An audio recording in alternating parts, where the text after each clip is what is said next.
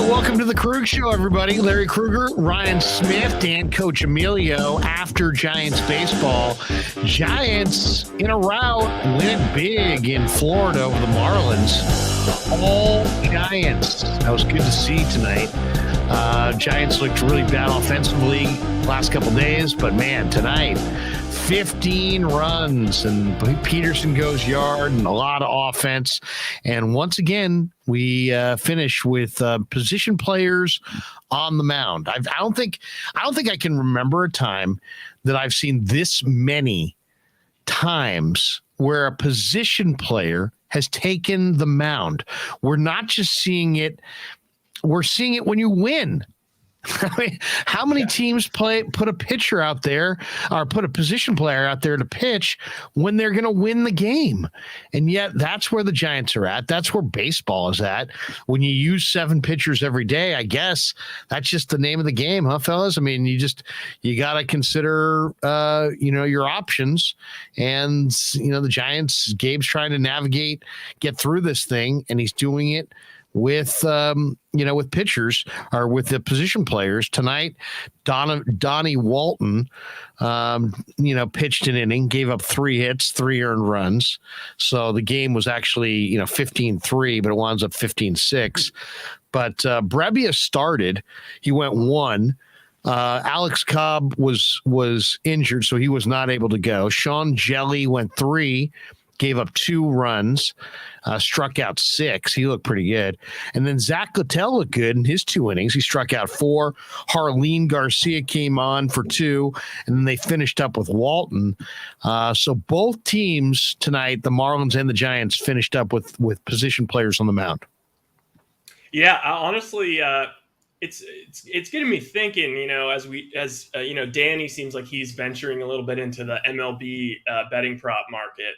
I'm thinking maybe, especially with these more analytical teams like the Giants, if you just filtered out those teams specifically, and then, if you're watching the live run line, the live over under, once you get to the last 3 innings, it's usually maybe 1 more run, 2, at most. But if they're up a ton in the game, you should start betting the over, because there's a really good chance that a position player is going to come into pitch on either side. Could be both sides. So that's just an interesting little note. I kept thinking tonight as I was watching Walton was at what point does Gabe get the bullpen going? Because a couple more guys on and you're looking at about a 7-run ball game. Do you just let it ride and get to within 5 before you bring in a closer? I mean, my goodness, he was that was BP, it looked like, out there, and they were just, and then the Giants in the top half of the 9th hit some shots that were all 3 outs were, close to 100 miles an hour.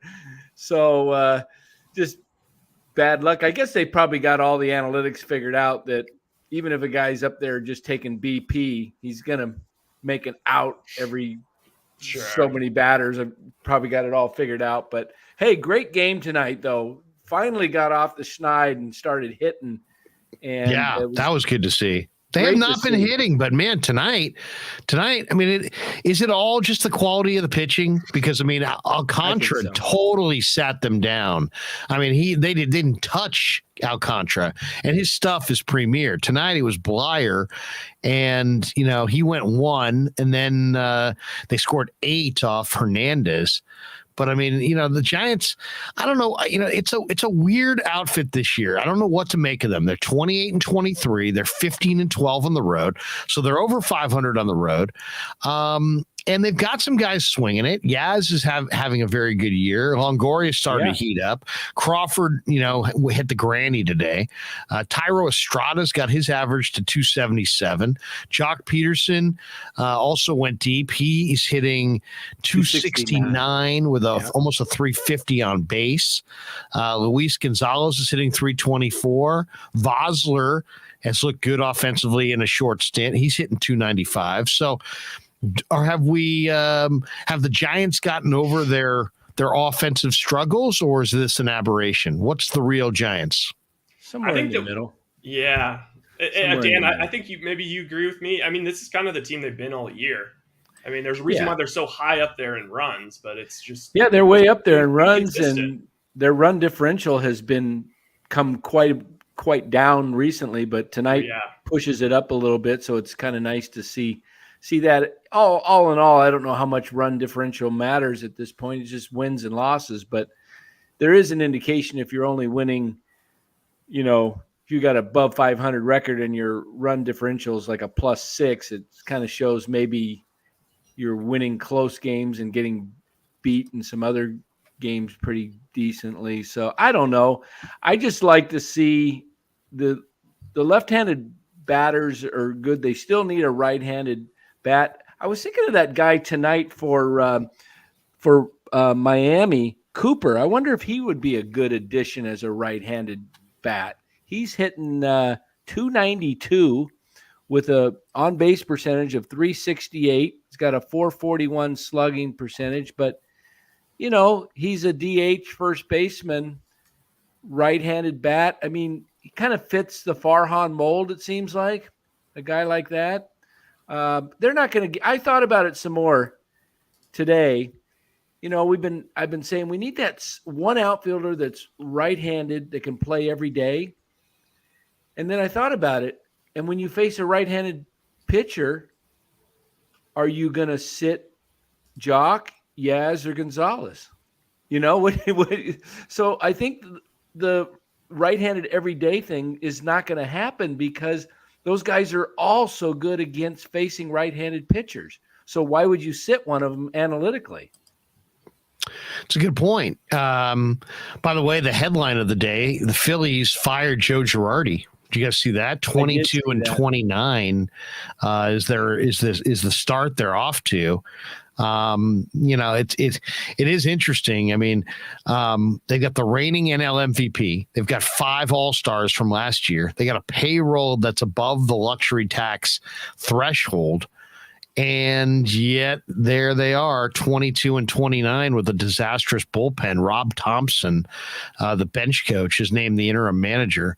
I mean, Phillies in a free fall. They've lost 12 of 17 heading into their opener of their series tonight against the Angels. It's funny. I mean, it's how much of it is Girardi? I mean, Schwarber's hitting 192. Gene Segura's out 3 months. He's got a broken finger. Alex Boehm's been disappointing. Rhys Hoskins has been disappointing. They're defensively between Boehm and Hoskins and Castellanos and Schwarber. They're not a good defensive club. Their bullpen is struggling.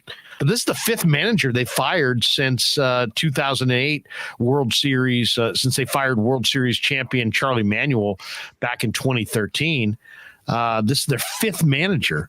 So, I mean, they fired Gabe Kapler. He went 161 and 163 in 2 seasons. He comes to San Francisco and leads the Giants to a 107 win year last year and wins the manager of the year. Girardi is 57. He's been the Phillies manager the last 3 years. They also got rid of Bobby Meacham and they have a new bench coach. So I don't know. I mean, it's easier to get rid of the manager than it is to get rid of the players. Is that just basically it? The players are disappointing, and so Girardi takes the blame. I think so. I kind of Girardi's kind of that old school. He's kind of a little bit in your face kind of manager. I don't know if the players, how well they respond to that these days. I'm not a big fan of Girardi. Every time I saw Girardi, he always looked irritated, whether he's winning, losing. He just always got some comment about something. I don't know. Tonight they went out and beat the Angels and handed the Angels their 9th straight defeat, 10-0. So maybe they were playing a little looser tonight in the dugout. I think it's one of those things also where, like, you see it all across all sports where, they bring in a guy like Kapler and, he kind of rubs everyone in Philly, everyone's kind of second guessing him. They're like, this isn't a real baseball manager. This guy's too soft, too analytical, weird with the bullpen. And then they zag completely in the opposite direction, go with an old school guy. And in reality, it should be somewhere in between. And honestly, I was on the Phillies subreddit during those crazy Giants-Phillies games. And I'm telling you, everybody for a man in that chat was basically almost like rooting against their team because they said like their players, it doesn't seem like anybody cares. People aren't playing with high effort. They're not playing focused, and they don't seem like they're together as a team. And then, I mean, hey man, that's a pretty big statement to make. Play the Angels tonight. For the first game, Schwarber hits 2 bombs, Harper hits 2 bombs, Effin goes 8 and no earned. Like, who knows, man? Hey, Phillies got talent. Come on. Base hit. Darn it. Okay, so, the Phillies, I mean, they signed Schwarber in the offseason along with the other free agent. Who am I missing? Castellanos. Yeah, Castellanos. Thank you. Yeah, so they 2 big free agents. They're expecting to make the playoffs. And, obviously that ownership group, they expect to compete with the Mets. And they're over 10 games behind the Mets right now in the standings. Let's see, they're 11 and a half out. So they're 11 and a half out, 50 games into the season. That's not too good. So, I think they had to make the move. I mean, yeah, Girardi's the sacrifice, but he's been there, 2.5 years, is it? Yeah. 20, yeah. Yeah. One time when I was when Girardi was playing with the Yankees and I was in the Yankee clubhouse in Oakland, he was a total dick. I mean, seriously, he was like, "Yeah, we're not open for business." It was like 5 minutes to 3, and the clubhouse was supposed to open at 3, and nobody was asking anybody questions or anything. But he was just, he was just kind of a jerk. So I think he took too many foul tips off the face mask or something, man. The guy's just irritating. He's always respected as a smart guy. He went to Northwestern, and he's considered a smart guy.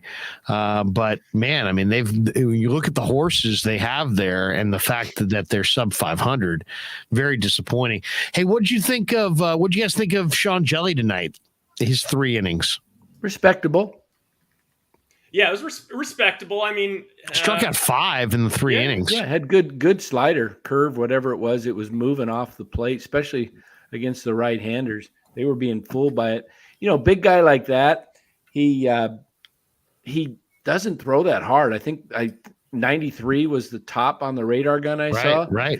It's funny because I remember when I played Babe Ruth, best guy I ever hit, I owned him. He was like, you got a hit off Babe Ruth? No. Oh, no. But this guy, he was on our basketball team. He was our center. He was 6'6", and he came out and he threw, and it was just like BP.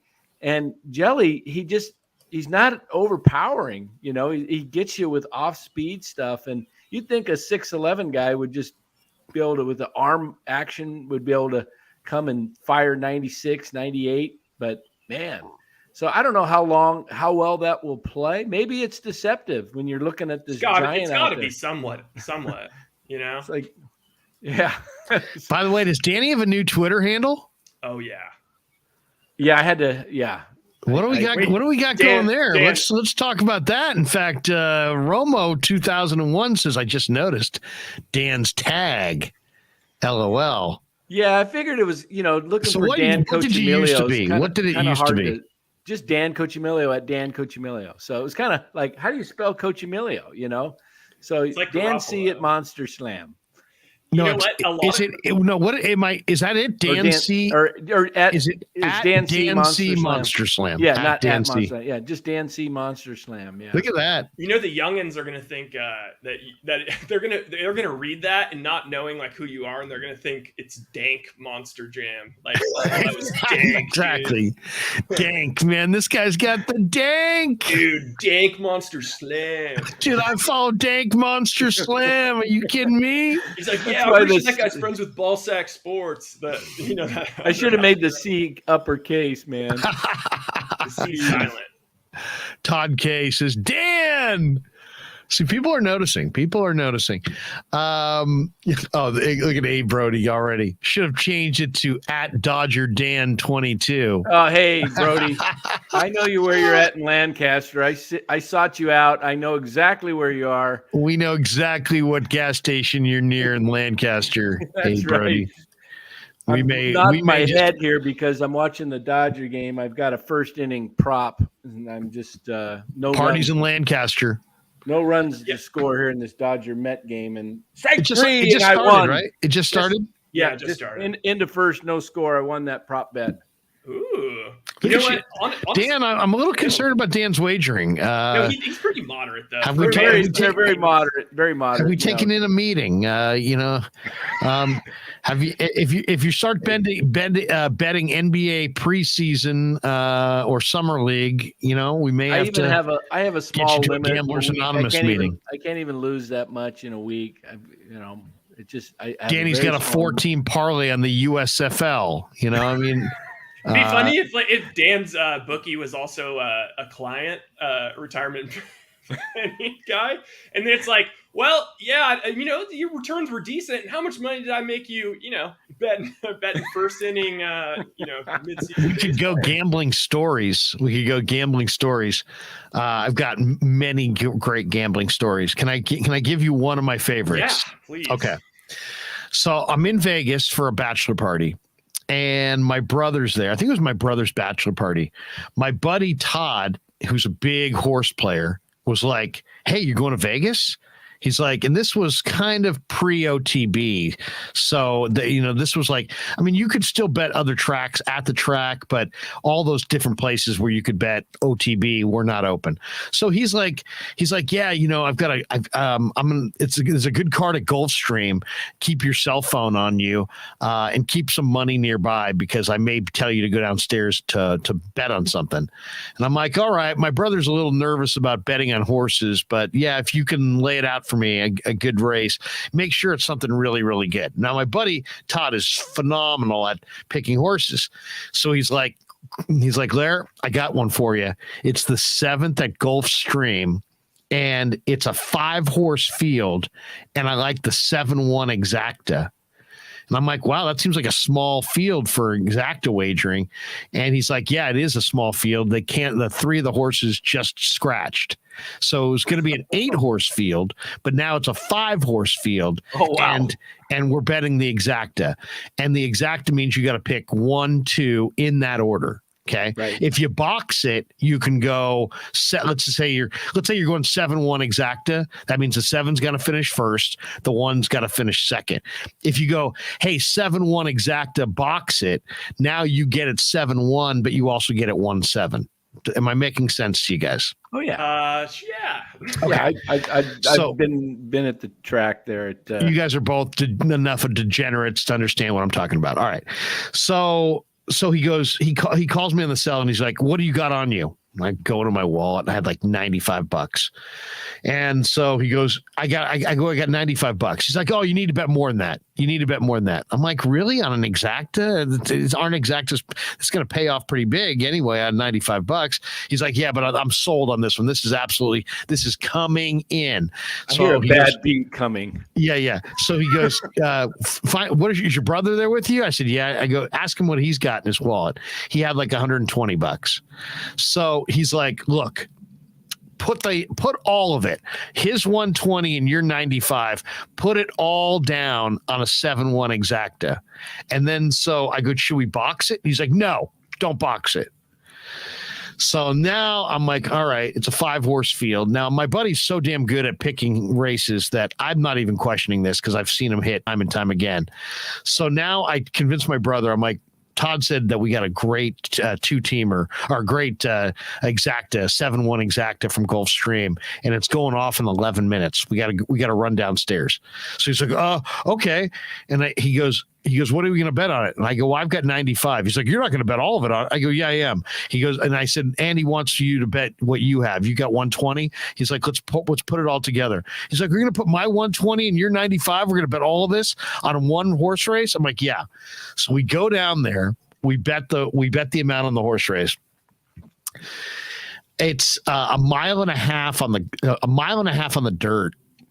And so mile and a half. That's a pretty long race. It's a long race.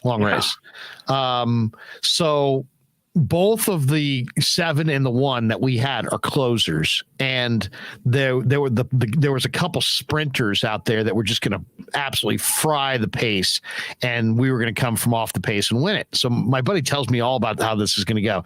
He's like, the 2 horse is going to go out, he's going to fry himself, and he's going to fry 2 other horses, and then your horses 7 and our horses 7 and 1 are going to come flying up, and the 7's got tons more closing speed, so the 7 is going to beat the 1. And I go, but what if the 1 beats the 7? He's like, well, we lose. So yeah, that's why you want to box it. Yeah, that's why. So I go, why don't we box it? And he's like, just trust me. So we bet the amount, and sure enough, the race starts, and the 2 goes out, and I think the 3 horse goes with them. And it's like the 2 horse has got like a 5 or 6 furlong lead on the second horse. The second horse is like a 5 or 6 furlong lead on our length lead. I should say not furlong, a length lead on us, on our first horse, and our last horse got left in the gate and is literally like a football field behind.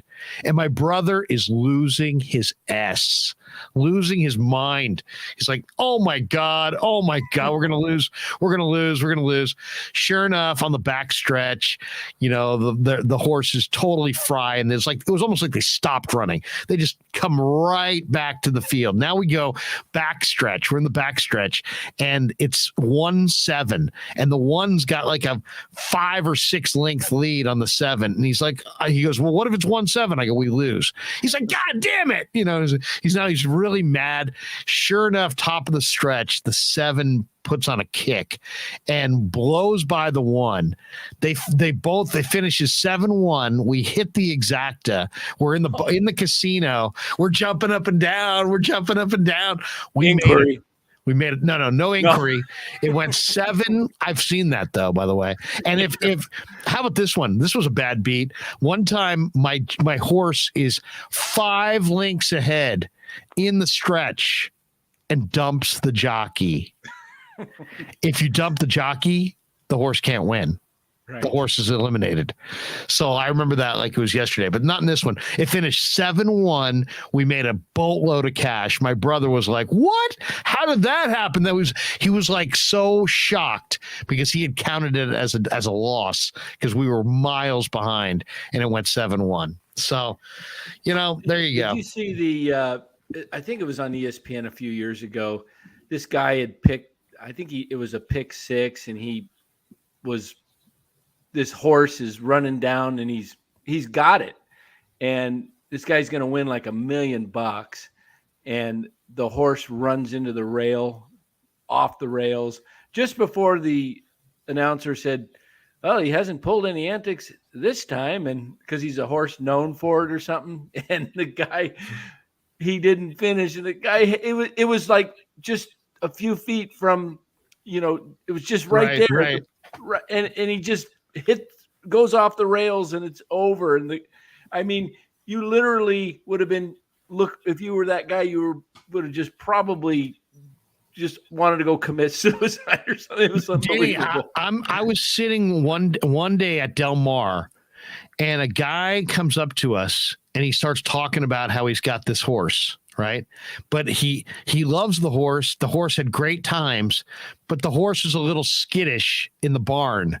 And he's like, I bet we've got a huge bet on him, but I was a little nervous because he was a little skittish in the barn. Yeah. And but I'm really, so he's on the binoculars, and he's looking at the gate, and he's like, I just want to see him load. And so we're talking to him. He's like, hey, can you just give me a second? I just want to watch him load. So now we're all on the binoculars watching this horse load into the gate, and loads into the gate. And right as the door slams to the gate, there's one more horse left.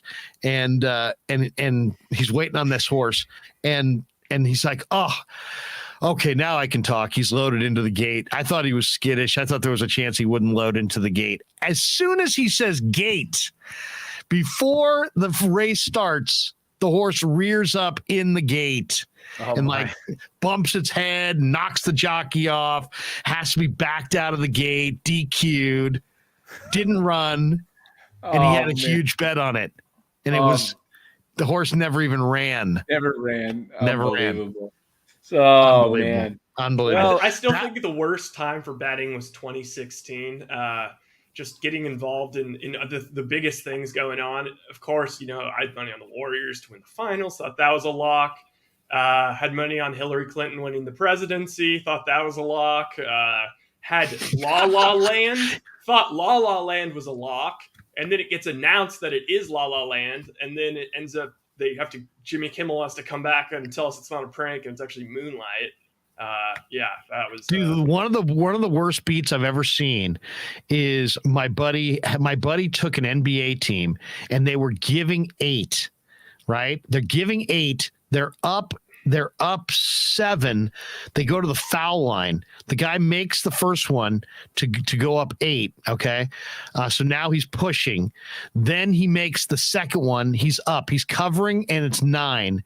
And the other team gets the ball, throws it out of bounds, turns it over. So now he's got the ball. There's like 3 seconds left, and he's up 1. He doesn't even need anybody to shoot. And they're trying to inbound it. And the defense was playing great defense, and the guy calls a timeout, right? So now the player who's inbounding the ball calls a timeout. They go to the huddle.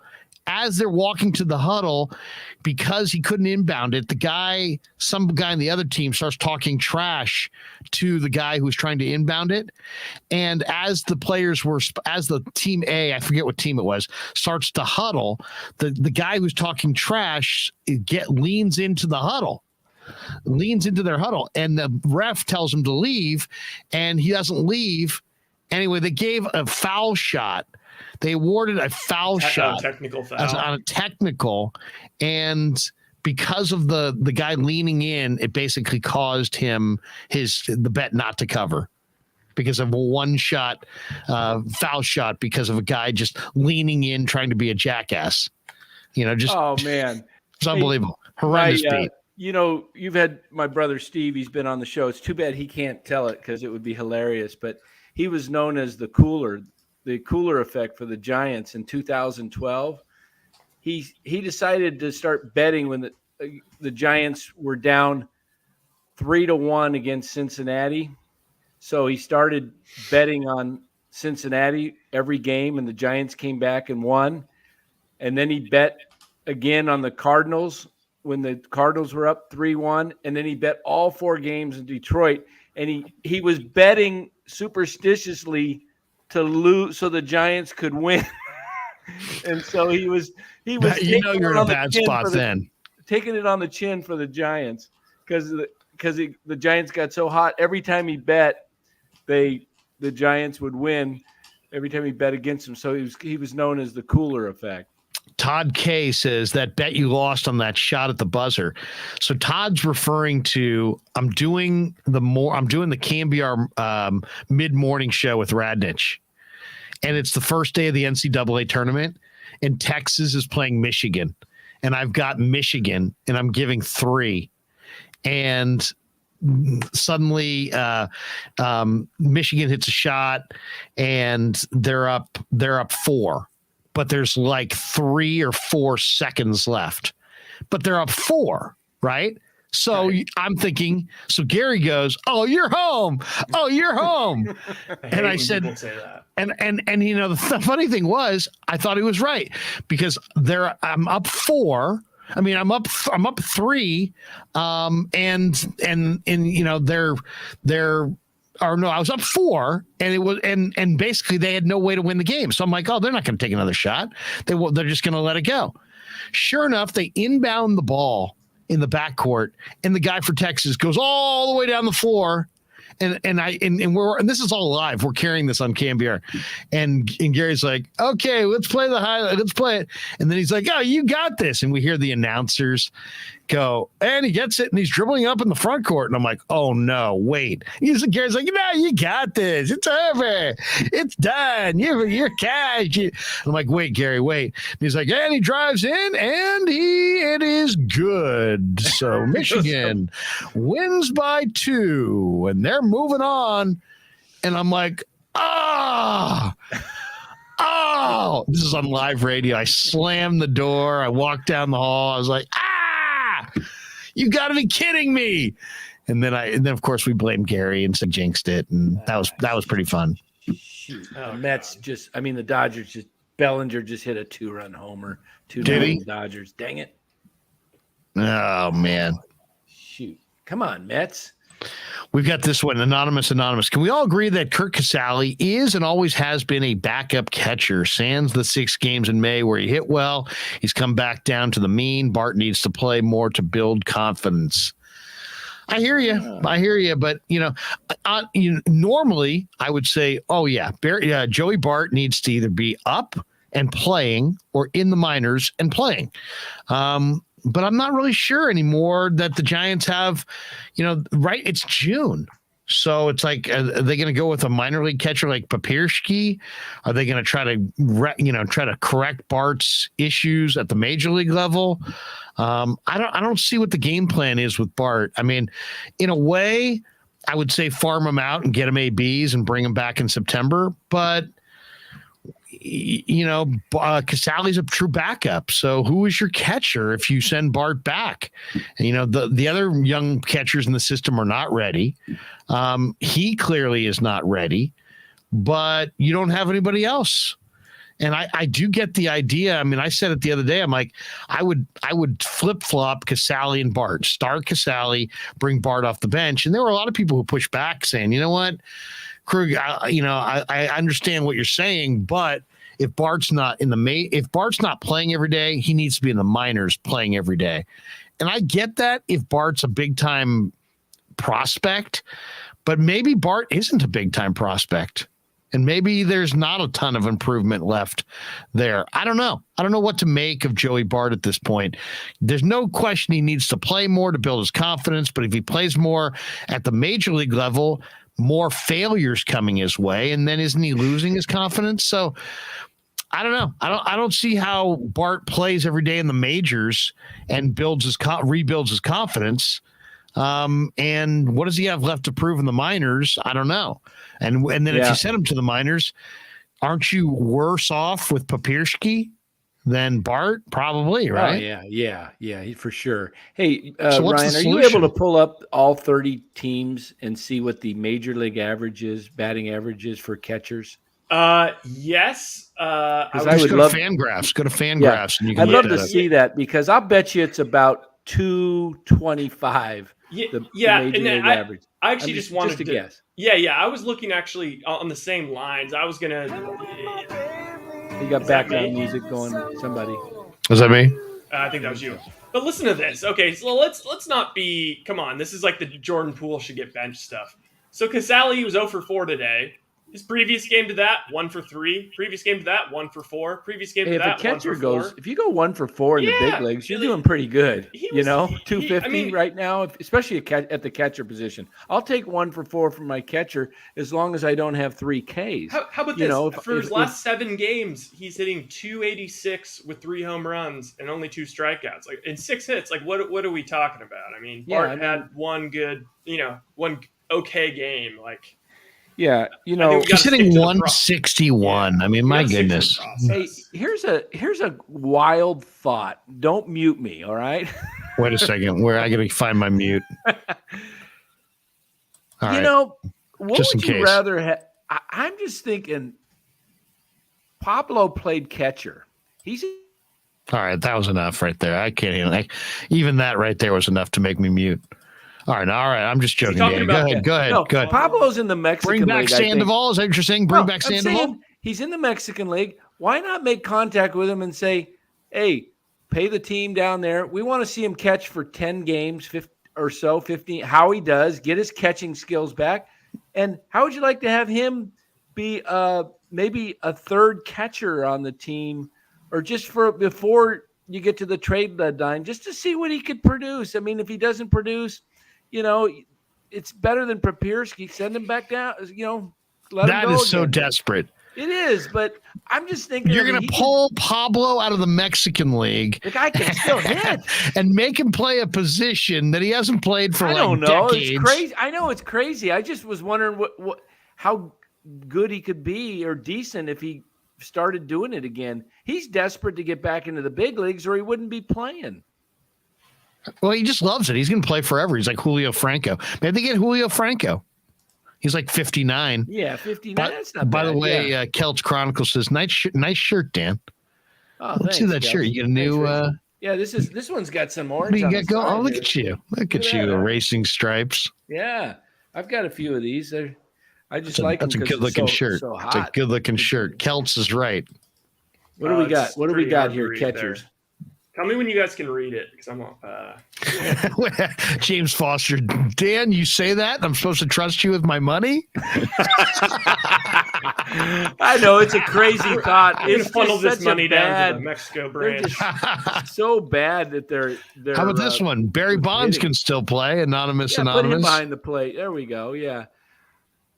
But who's going to be hot at the trade deadline? I bet you the number one trade, one of the top guys, got to be Contreras. There's so many teams that need catching. Oh yeah. What do you want me to sort by average? Just the batting average. Okay. What's your guess, Larry? Mine's 225.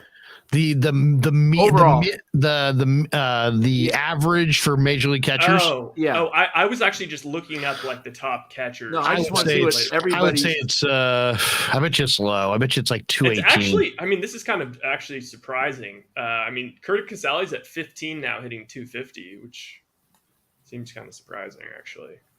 That guy for the Reds. Man, there's a lot of pretty mediocre players there.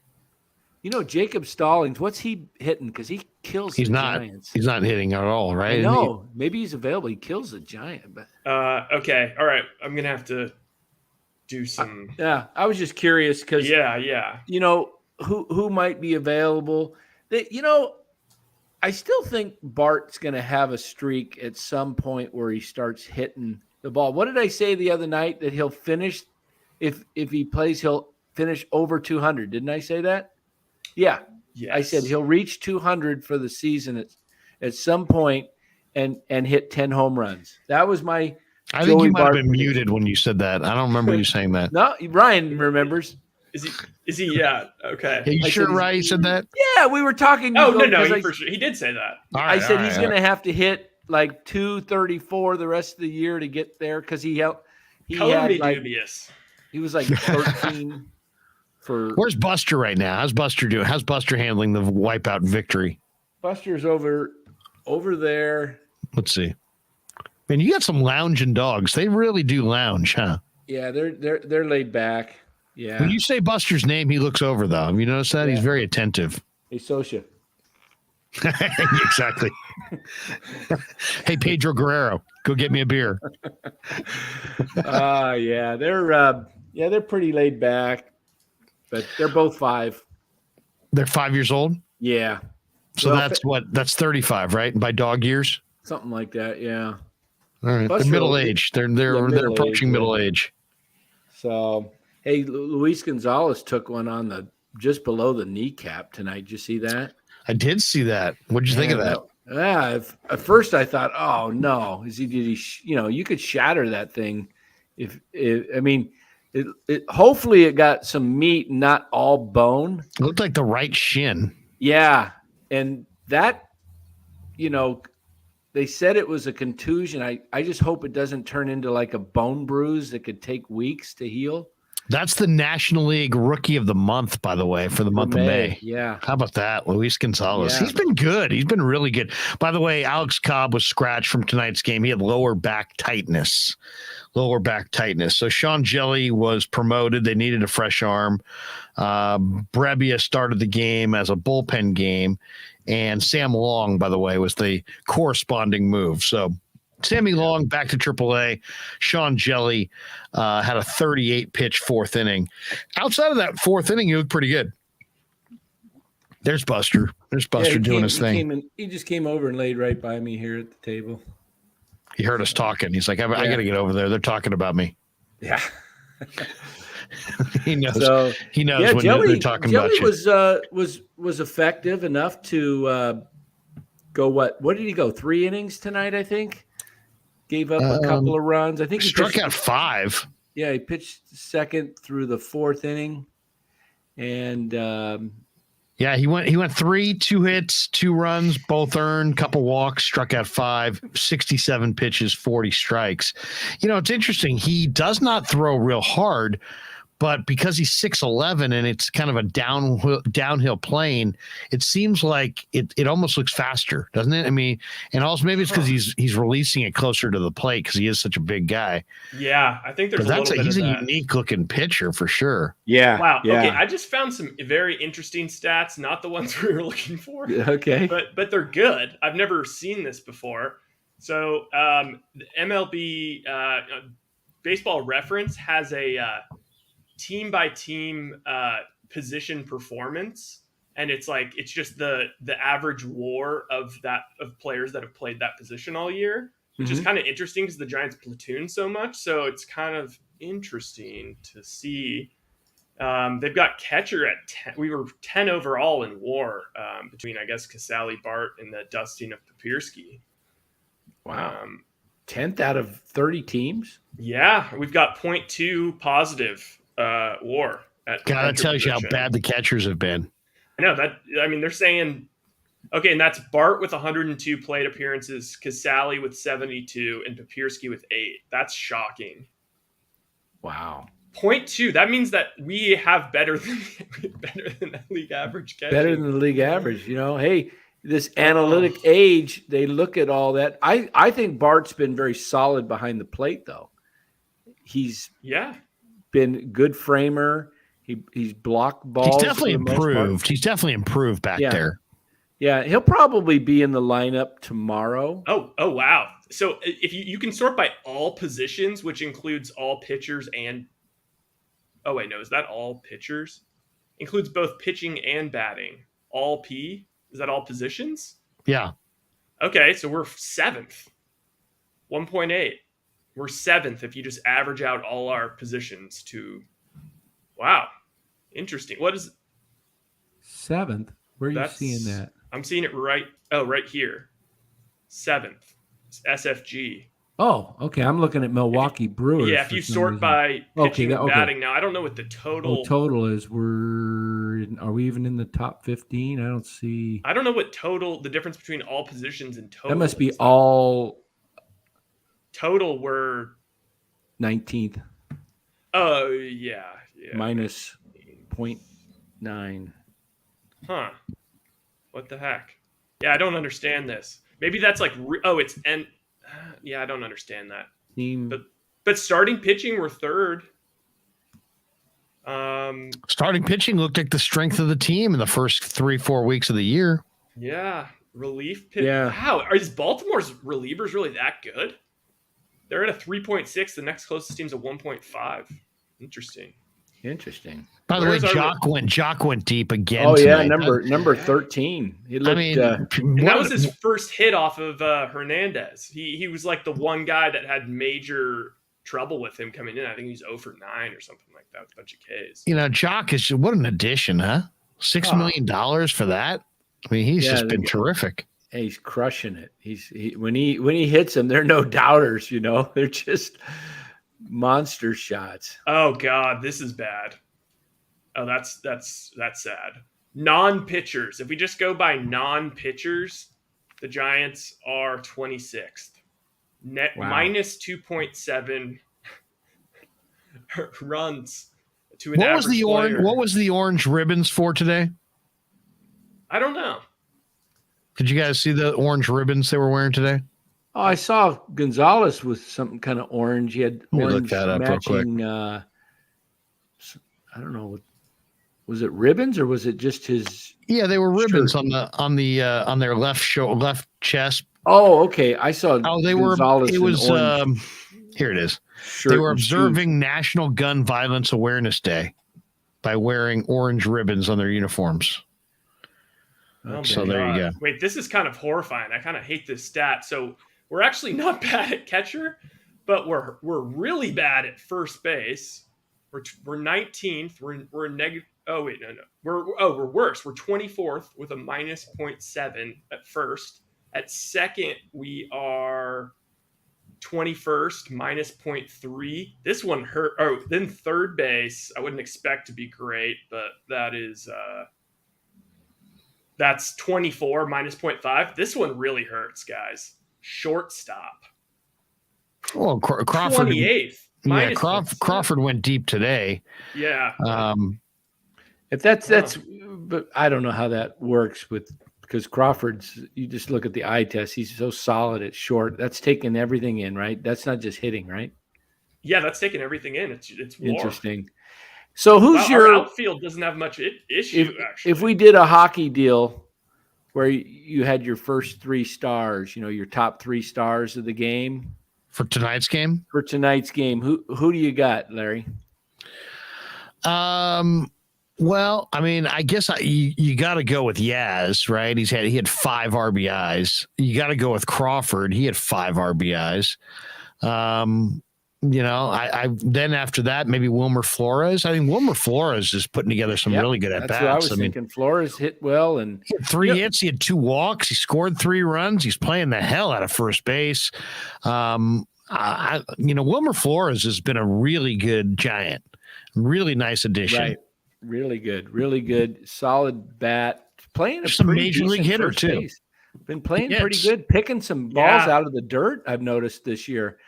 Also tonight, Jason Vossler played a really good game. He made 2 really good plays down at third. Robin Aguilar a couple of hits down the third base line. He dove on one. Let's talk about that for a second, because Vossler's now done this in back-to-back games. And I've seen other guys do it before. I guess maybe the guy that I think of is Davey Concepcion. Do you know what I'm talking about? Where Davey Concepcion, do you remember what played shortstop with Cincinnati Reds? Yeah. Do you remember what Davey Concepcion used to do?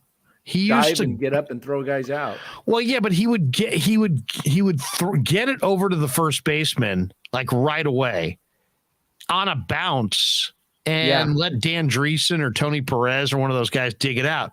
Vossler's doing the same thing. It's like he thinks it's more important to get it over there quickly and let the first baseman short hop it than it is to set himself and make a better throw that gets there on a fly. This is 2 games in a row where it's been a sharp grounder to third, and he goes glove hand, throw hand, very fast transition, and then just kind of floats it over there, a little lollipop throw, and bounces it in. Now, both times Flores has bailed him out, but that's kind of weird, isn't it? I mean, why wouldn't you set your feet and make a solid throw? I mean, he's done that 2 games in a row. He doesn't have a Manny Machado arm, but his arm, he kind of throws a little rainbow over there, not a big, on a line. It's just weird to see it. I mean, when he did it yesterday, I didn't think anything of it. When he did it again today, it's like, I get it, I guess. I mean, you're getting it over there fast, and you're giving your first baseman time to react to a poor throw. But I don't know. Wouldn't you want to just take a little crow hop and balance yourself and get it there on a fly? In Philadelphia, it's weird. He did chase a foul ball in foul territory that was over his head, and he kind of took a dive or stumble, and he jammed his shoulder a little bit. I'm not sure if it was his throwing shoulder or what, but maybe that's bothering him a little bit, possibly. I don't know. I know that right after it happened, he was kind of shaking it a little bit, moving it around. I'm not sure which shoulder, but I'm thinking it might have been his right shoulder, because he was running when he dove. I think he jammed his right shoulder a little bit. Yeah.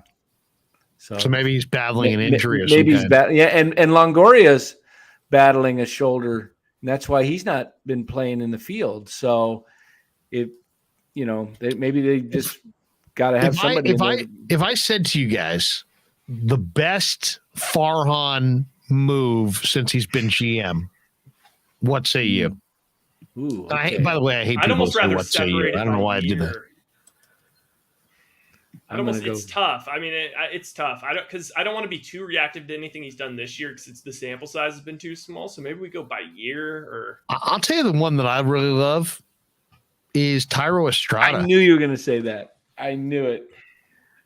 What gave it away? Dank Monster Slam. Dank. What gave it away? Why did you know If I become that predictable? Yeah, you Predictable. Yeah, I you looked were. off to my left. You read my mind. Yeah, you were showing your pitches. Yeah, you were showing. You were. Yeah, just I was like giving it away. I was showing. I saw like the catcher peeking Yeah, up at me. Is he looking? Is he looking? I saw the twitch. I agree when you with went, Rebel 444. So who you did this, Larry? You didn't see it, but you didn't even notice it. But you said which Farhan signing, and then you and I had a little. Yeah, so I was like, yeah, it was a straw. I was like, yeah, he's got some giddy in his step. Twitch going. Yeah, I'll take. I'm going to say there's been so many. We got to vote for Jock. We got to vote for Wade here. Rebel 444 says last year was Wade overall. I mean, overall, that's what I'm. Yaz has been here for 3 years now, and he's been. I mean, last year was his worst year. 227 last year, but he hit 25 homers last year. But this year, 227. This year, he's decided not to go for the long ball. I heard, and him saying he's really trying to focus in on the strike zone, and he's taken a lot of pitches this year, getting more walks, not striking out like he used to. And he's hitting 297 or something like that. I was going to go with Gausman because I thought Gausman was, they got Gausman for nothing. Yeah. That was pretty good. Casale's been a nice pickup for sure. I mean, what? Yaz, who do you Flores. Who do you give the credit to about Logan Webb? Sabian. Okay. The other guys who drafted him. Nowhere. Yeah, I'd probably credit Sabian. I mean, Luis Gonzalez is a hell of a pickup. For this year, he's probably the guy if it's not like Junis. Yeah, Junis. Junis has been a hell of a pickup. I mean, there's just so many. All those bullpen guys, Leone. Yeah. Yeah, that was another thing I was surprised about is that our bullpen was not very high in the positional war. But, I mean, honestly, that's kind of how our bullpen hasn't been lights out. Been a little inconsistent. Yeah. Right? A little inconsistent this year. And it's kind of been everybody. It's not been – usually it seems like there's one guy who's like coughing it up. It hasn't been that way for the Giants this year. Littell will look good, then Littell will look bad. Yeah. Harleen will look good, then Harleen will look bad. Brebbia has been really, really consistent, but then he had a bad outing the other day. Leone last night didn't have it.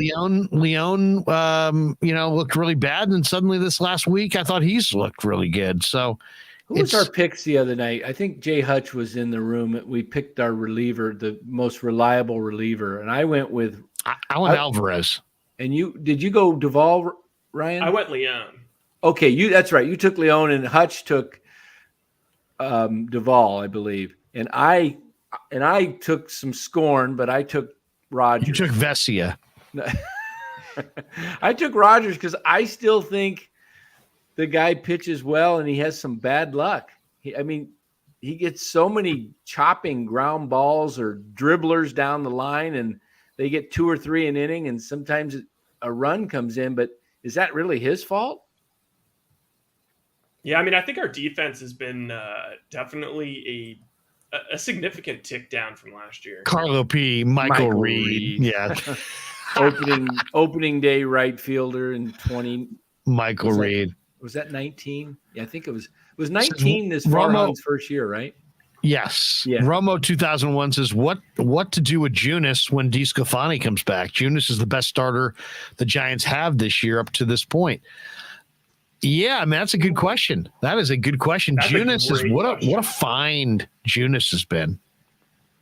Yeah, it's been unbelievable. I mean, there'll be some strikes. There'll be something that'll happen. There's always seems to be something going on where there's an injury. I look at Cobb tonight. He gets scratched. Something like that. If DeSclafani was available, he'd probably go on the IL, and DeSclafani'd come up, and they'd give him 10 or 15 days to get it right.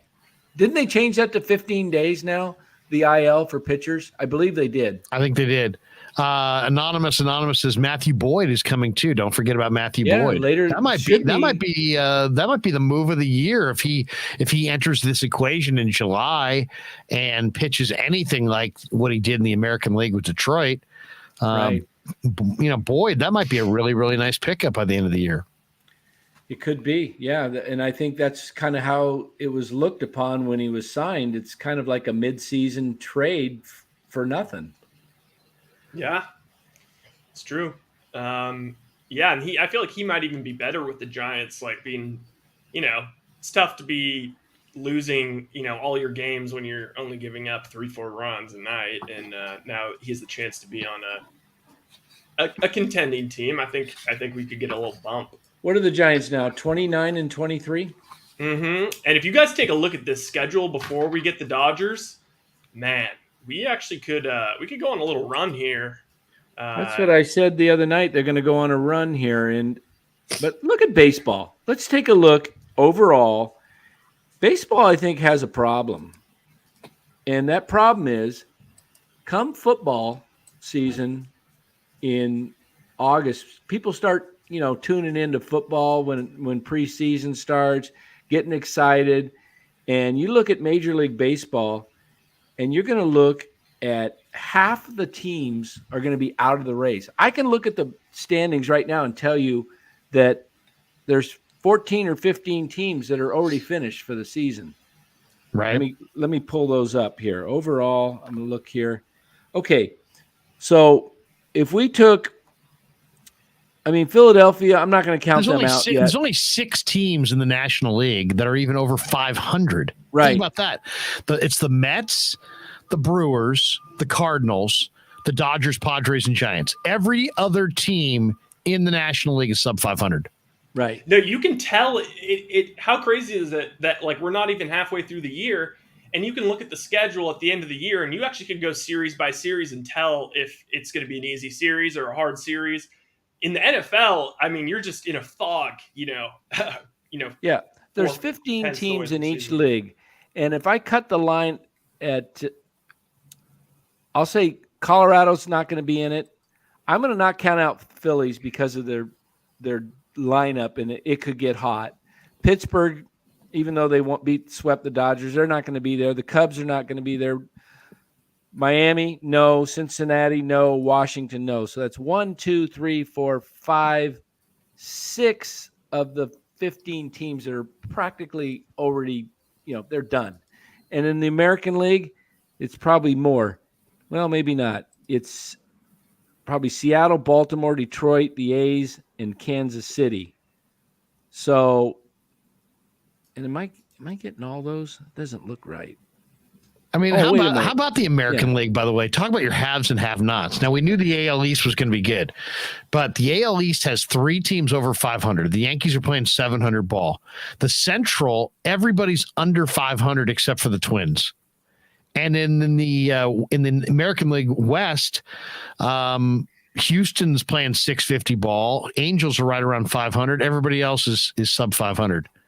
It's amazing how in baseball the cream rises so quickly. And now, without the wild card, there wouldn't be a lot to be determined. To be honest, Yankees have a 6-game lead, Twins have a 4.5-game lead, Astros have a 7.5-game lead. Those front runners, or those pace setters, I should say, are firmly established. National League, it's only slightly better. Mets have a 9.5-game lead on the Braves. Right. The Cardinals and Brewers are basically neck and neck because the Cardinals are only 2.5 behind the Brewers, but the Dodgers are 4 clear on the Padres and 6 clear on the Giants. If all you had were pennant races, you'd have one race. The National League Central would be the only race in all of baseball that's even marginally close. So God bless the wild card. God bless Bud Selig. Yeah. God bless Bud Selig. Seriously, you look at the run differentials, at the extremes, they matter. And the Dodgers are plus 114 and the Yankees are plus 98. Nobody else is even in that ballpark. So, other Guys, than that, 75. So I'm supposed to do an interview with ESPN Hawaii. Yep. What do you guys want to do? You want to play the spots right here? You guys want to continue on? What's your vibe on this Friday night? Why don't we hit the spots while you're here? Okay. Why don't we do that? What's the crowd? What's the chat room have to say? They want us to do some crowd work. Well, let's do this. We can take some calls, maybe. We'll check the chat. And first, though, a word from our sponsors. Larry Krueger here for Telmetrics. Thanks to Casey Bateman and the good people at Telmetrics. If you're an occupational therapist, if you're an orthopedic surgeon, a chiropractor, a physical therapist of any kind, Telmetrics is designed for you to use in your practice and will greatly benefit your patients. Telmetrics uses computer vision and artificial intelligence and provides a platform for outpatient rehab therapy services, both in the clinical and the telehealth environments. So using Telmetrics can improve your patient's experience and much more. So for all your sports injury needs, or if you're a physical rehabilitation specialist of any kind, make sure you use telmetrics.co, TELMETRIX.co. And thanks to Casey Bateman and all the good people at Telmetrics for being a proud sponsor of the Krueg. I'd like to thank our sponsor, Dan Coccimilgio. Dan is a buddy, and he is a phenomenal retirement planning specialist. And you can contact him today at securemoney.com or at his number 925-628-9966. There's a lot of uncertainty in our world right now, and you want to make sure that your money is secure. That is the key. Danny's got 25 years of experience, born and raised right here in the Bay Area, and he can help you get an immediate 10% premium bonus on your principal retirement account. So give him a call, 925-628-9966. He'll make an appointment with you, and you can sit down. It's not a one-size-fits-all kind of a deal. He'll consult with you and come up with a strategy to get you going to where you want to be. Once again, 925-628-9966, securemoney.com on the web. And thanks to Dan Coccimilgio and all the people at Secure Money for being proud sponsors of the Krueg Show. Welcome back to the Krueg Show. Larry Krueger, Ryan Smith, Dan Coccimilgio. And we also want to thank our newest sponsors as well. And thanks to Tony Casera and the good people at Casera's Italian Menswear. They are housing the Krueg Show T-shirts, and they're a proud sponsor of the show as well. The Krueg Show T-shirt, the Krueg Show Podcast T-shirt is available there at their store in Dublin. Their address is 7372 San Ramon Road in Dublin, California. And go see Tony Casera and get yourself a Krueg Show T-shirt and support the show. And special thanks to our sponsor, New York Style Italian Sausage. That's right, NewYorkStyleSausage.com is their website. Phenomenal product, whether it's the breakfast sausage, the Italian mild, the Italian spicy, the chorizo. You cannot go wrong with New York Style Italian Sausage. Once again, NewYorkStyleSausage.com, often imitated, never equaled. And they are a proud sponsor of the Krueg Show. Thanks to them as well. All right, welcome back to the Krueg Show. And we also have to show you this because this is just so phenomenal. This is our newest video from our sponsor, starring Pasquale, the man in charge at New York Style Italian Sausage. We grew up with a Sunday dinner. That means no matter how busy you were, no matter where the hell you were, you came to dinner on a Sunday night. Yeah, Sunday dinner without sausage, it's like a church without God. You know, how can you go to church if you don't believe in God? You know, and along with the sausage also became the discussions. That was discussion night. You know, it wasn't a typical family that you sit there and you're quiet, you know, and you don't talk with a mouthful. Oh no, man. Italians talk when they're eating. Italians even talk when they're sleeping. And definitely we talk with our hands. So if we can't express it through our mouth, through our lips, we express it with our hands. So, and that's what sausage is, really. It's an expression, you know, that life is good. Oh, I love that. Welcome back to the Krueg Show. That was Pasquale from New York Style Italian Sausage. All right. And Sean says that dude is undoubtedly an Italian. There's just no question about sure it. Is. Guys, he sounds a little bit like Tom Thibodeau. Yeah, exactly. I wanted them to play help defense. So, guys, what would you like to do? Would you like? Oh, by the way, anonymous says Caleb Killian called up. He is starting tomorrow for the Cubbies. Have a feeling that's going to bite us in the tush. Ooh, that was a trade for Bryant. For Chris Bryant. That's right. Yeah, Alexander Canario and Caleb Killian. And Caleb Killian is emerged as a nice little pitcher for sure for the Cubbies. Yikes. You guys I was thinking about Chris Bryant today. What a bust. The Rockies trade Nolan Arenado. Yeah. A guy that's in his prime. They got him signed. They sent him to St. Louis, and then they turn around and sign a 30-year-old, 7 years, $182 million, and he's not available. He's got back problems, and I don't know if he's going to even make it back this year. He's struggling really bad. There was something on the news today about what are they doing? What are they doing? And by the way, sausage is an expression that life is good. But no, what are they doing? What is Colorado doing? What is up with Colorado's front office? I don't know. It's just a strange move. Bizarre. It's like let's get rid of fan favorites and then invest in guys, ridiculous amounts of money in other teams, cast-offs, and then it's just a bad idea. So, guys, what would you like to do? You want to keep it rolling and work the chat a little bit and talk some more? I gotta duck out to jump on an ESPN Honolulu for a few minutes. I can come back. You're going to talk to Scott Boros, aren't you? Yeah, exactly. Exactly. Man, I'd love to have that guy as my agent. I can't hit at all, and I can't. Should we call it a wrap for this Friday night, or do you guys want to continue chatting? What are you thinking, Dan? I mean, well, what's the chat room say? I can't even see the chat room. Yeah, Larry, why don't you can pop off that? Dan and I will clean up the chat. If anybody's, if it really gets going, then we can keep going for a bit, and if not, we'll just end her. I mean, it is a Friday night. Sounds good. All right, fellas. And tomorrow we're taking off, but we'll be back on Sunday for a little post game, maybe even a dual post game. We'll go a little Giants early and maybe Warriors late, but Monday, I should say. Isn't the next game Monday? Sunday. Warriors? Sunday. Yeah. Sunday. So we'll do a little post game Sunday after Warriors Celtics game 2, and maybe even a little Giants post game on Sunday. So, All right, guys, have a great night. All right, Larry, you too. Kill it. All right, so Larry's that guy. Now we got to Dan. Now we got to come up with a different scheme. Now that Larry has the scheme, he's up 1-0. The only way to beat him. Do either of us have the balls to bet against the Warriors on Sunday? Hey, what we could do is we take the Warriors Sunday. He's got them, and then he's already said the Warriors game 3. And then he's got we're going to be big game 4 guys. So we could be big game 4 guys. Huge game 4 guys. And then it's 2-2, but we're up on them. Or then we'd be tied with them. But then it's tough to beat because he's got Warriors and he has Warriors in 6. We can play it out and get the Warriors in 7. Yeah, and then go against each other. I'm down.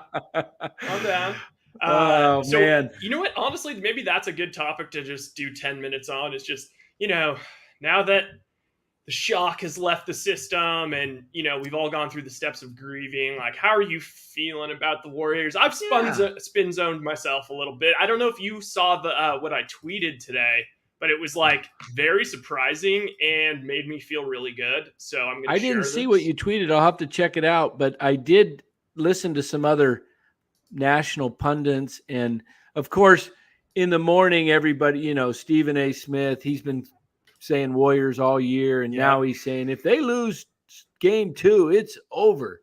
What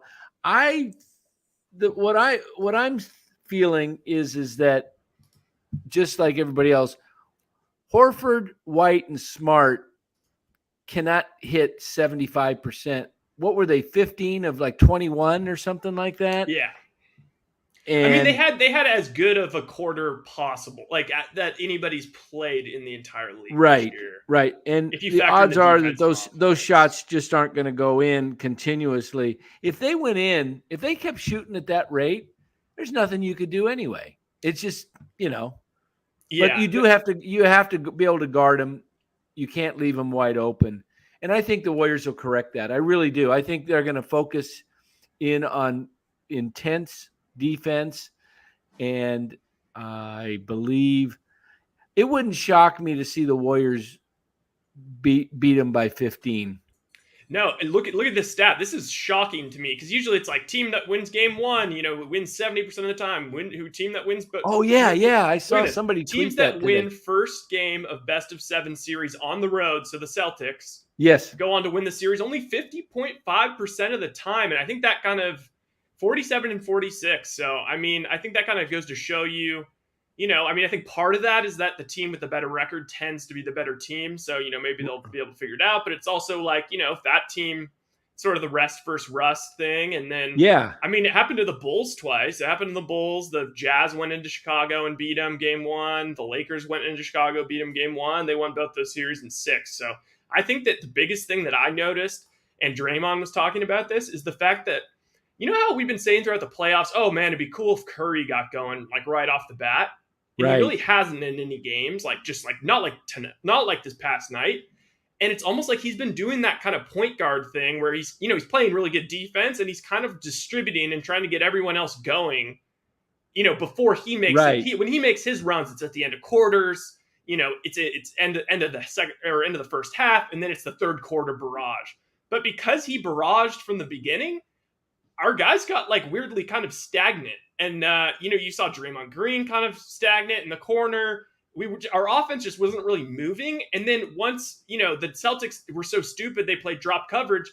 And then it's like Curry had the easiest shots ever. And then, I mean, I don't care. Curry's used to being double, triple teamed. But once you go from, having all of that breathing room and easy shots to all of a sudden now the Celtics are playing you correctly and now your others aren't involved, I think that's a big part of it.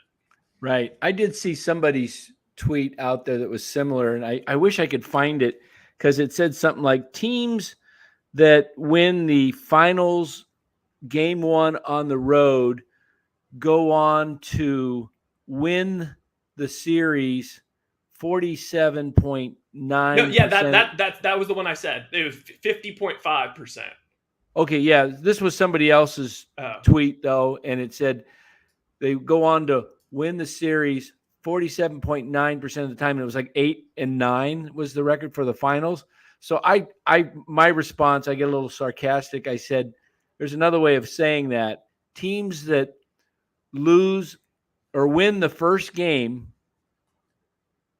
go on to lose the finals 51.9% of the time. Exactly. I just flipped it on them. And it's like, you can say, hey, that sounds a little more convincing, like you're not gonna, it's over 50% of the time you do not win, so who knows? But I got a weird feeling when you said that last night, and we were talking to who were we talking to last night? Somebody, I can't remember who it was.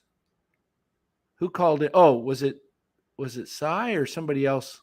Might have been the guy who called in from the game, Andrew. Yeah, Andrew was on, and maybe Cy, but you said something like you were pointing out that the age of champions. Yeah. The age of the Who were we talking to on that? I was asking your brother. Or we no. Oh no! You know what? It was Larry. No, it was not on our show. Grant it was Napier, it was Grant. I was watching it. Yeah, and then you go. It's only happened twice. I know. 24-year-old, and it was Larry Bird and Bill Russell, and I'm like, crap, Celtics. I know. It's like he wins the freaking Larry Bird trophy. Maybe this will be the third time's the charm in the opposite way that they because the other ones were like Dwayne Wade, but when he was 24, but like Dwayne Wade was, I mean, Shaq was on that team. It wasn't like Dwayne Wade was like a bona fide, so like he went crazy in the playoffs, got a bunch of foul calls. It was kind of a weird deal. I think that might have been a lockout. Yeah. Did you see anything on GP2 today? I see in the comments somebody Fable JVC says. Yeah, he says I want to see GP2. I mean I really think that the entire series could swing if Peyton is available to play. I mean, here's the thing. All the reporters basically said they don't know what to believe this time of year because there's so much chess match, so much of a chess match going on. But I mean, I listened to Pro Football Doc. The guy, he's like 95% accurate on all these injuries for the most part, and Right. he's able to predict, and he's usually pretty conservative. He said that if the type of fracture is the type of fracture that he thinks it is, that he thinks Peyton will play, and Peyton should have no problem shooting, and that he'll be able to play. But maybe Kerr didn't quite trust rolling him out there. Game one of the finals, maybe he wants him to get a little feel of it. And honestly, I mean, things were going well. There was no real reason to put GP. I think it would have been kind of a panic. He probably saw it as a panicked move to, put GP in the game, as it was slipping away. He probably thought, we'll just put our, 5 guys in that are normally really good. And I mean, maybe he thought, after 3, hey, we're going to get game 1. And then my adjustment, I'll be bringing GP in game 2. He'll be a little more rested and he'll be even better. I don't know. But I think it would be great to have GP2 in this series guarding not only Brown, who we talked about last night. We thought Wiggins and GP2 would be best suited to guard and maybe even Moody. And, I don't know. I mean, Poole, I think you put him in there again as this first guy off the bench as they've been doing and see if he can get it going. But if for some reason he's a liability on offense and then a liability on defense, that's what I was trying to say the other night is you don't just pull and say, okay, you're done. We're giving the minutes to Moody. No, you first go to Poole again. But if he's not effective, then maybe the next time when he comes out, you give some minutes to Moody and see what he does. That's what I'm saying. I don't think you automatically say, okay, Poole, we're done with you. You messed up. You didn't have a good game. And, but if it happens twice at home, because home is where most guys, and I don't consider Jordan Poole a role player like, a Damian Lee or a Gary Payton or other guys, Bielisa. Role players have always shot better at home than they do on the road in the playoffs. So if Poole can't get this thing going Sunday, then you really have to kind of look and see. But I think Warriors are going to come out very intense, focused. They're not going to want to be embarrassed and go down to 2-0 because they know the talking points. They know not only the talking points, they know that it'll be very difficult for them to turn it around against a younger, upbeat team. An argument could be made, too. This is our first time in the finals where, let's face it, if there's going to be a friendly whistle, it's going to be Golden State's. They don't want Golden State going down 0-2 at home, getting dejected, and this turning into, snowballing into something like the Nets series. I mean, I think they'd love to see this thing go 7. It's East, West, 2 original franchises, in the NBA. This isn't, a Memphis versus Miami or some kind of even a Memphis, Milwaukee. I mean, you're not talking major markets there.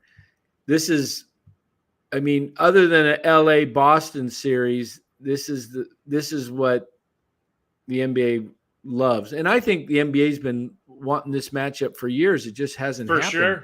For sure. And you know what? Honestly, I still think the Warriors are going to win, but look, there's teams that if they beat us in the finals, it would be really hard to swallow. As all those LeBron teams, I always thought we were better than. Yeah. This Celtics team, look, they're a great team. It would be kind of poetic because they never got past LeBron. They never got past that Cavs team, and that Cavs team always got, the floor got washed. It was like that was their championship. But then even there was another level up from that, and that's where the Warriors were winning. And it's like if they, take down these Warriors, even at a, kind of diminished, everyone on the older side of their career, and not, honestly, a roster that's not going to be as good as next year. It would be kind of a cool whatever for them. But no, I think it's one of those things where it's almost like OKC when we played OKC in the Western Conference Finals. I think we lost 2016. game 1 in that one too. And I think that we honestly kind of came out like a little bit shocked. Like people talk about adjusting to the Warrior style of offense, and you saw them losing. They adjusted about half in, they adjusted. But honestly, we're not used to adjust. We have to adjust to their defense because they have a defense unlike anybody else's, and that's what like OKC, like their size. That series and then we was settled tough. in. I think We the won, later it goes, the more it benefits the Warriors. They lost game 1 to OKC, won game 2, went back to OKC and lost games 3 and 4, came back to Oracle, won game 5 pretty convincingly, and then Clay game 6, 41 points, and then game 7, it's kind of weird because KD just kind of disappeared. Yeah. in that game. I think that this team, even though they showed, poise in this game 1, I'm sorry, we were on the other side of it in 2016.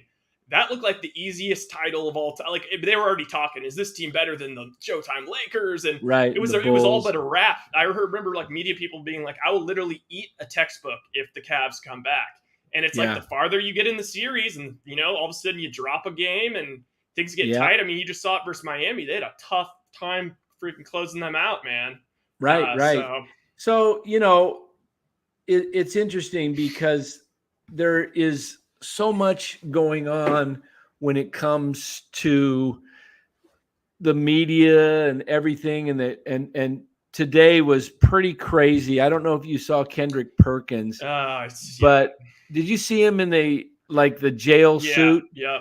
Well, you know how the Warriors have been kind of almost, it seems like, been motivated by Barkley's rhetoric against the Warriors. Well, Kendrick Perkins seems to be the new villain.